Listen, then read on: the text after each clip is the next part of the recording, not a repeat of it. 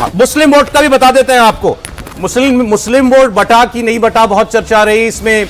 AIMIM, Prashant Kishor, ये कितना vote खींच पाए मुसलमानों का।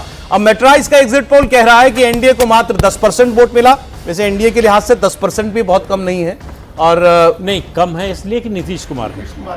चलें ठीक। और 78% महागठबंधन, 78% वोट जो है वो महागठबंधन को मिला। 17-18% आप मुसलमानों की आबादी जितनी मानिए, बहुत कम दी थी। 4 सीटें तो दी थी जेडीयू ने, 10% वोट कैसे बढ़ गए? नहीं, 78% महागठबंधन के लिए ये ट्रेंड के हिसाब से ही है। हाँ बिल्कुल, इतना ही कंसोलिडेशन होता इसका है। मतलब है कि सीमांचल में महागठबंधन बेटर कर इससे रही है। ज्यादा नहीं हो सकता। दिस मीन्स कि MIM को और पिछली बार भी यही था, 77% था। इंडिपेंडेंट जो खड़े होते हैं ना, वो 2000, 3000, 4000 77 पिछली बार भी नहीं 77 तो इसका मतलब है कि सीमांचल में महागठबंधन बेटर कर सकती है।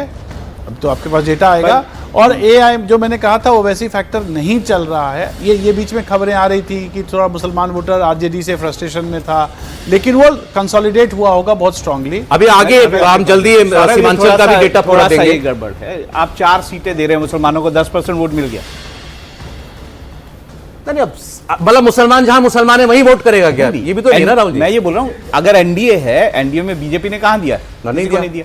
तो एनडीए में जो सीटें दी वो 4 मुसलमानों को दी। 101 सीट लड़ रहे हैं ना नीतीश कुमार ने। अगर नीतीश कुमार के नाम पर भी वोट आए तो मुझे नहीं, खैर ये बात की बात है, 4 सीटों पे इतना वोट मिल जाए तो। अच्छा, हर्षवर्धन त्रिपाठी जी भी स्टूडियो में आ गए हैं। देखिए बड़ी तेजी से गाड़ी दौड़ रही है हर्षवर्धन जी। 100 सीटों का सर्वे आ गया। 70-78 एनडीए, 25 से 33 महागठबंधन, जनसुराज अधिकतम 1, और महिला वोट 65% जाता हुआ बता रहा है एग्जिट पोल एनडीए के लिए। उधर महागठबंधन को मात्र 27%, और ओबीसी में भी 11% का गैप बता रहा है। तो फिर क्या निष्कर्ष निकल रहा है? नहीं, देखिए मुझे तो लगता है कि जो सब कुछ साफ साफ दिख रहा है वही एग्जिट पोल बता रहा है।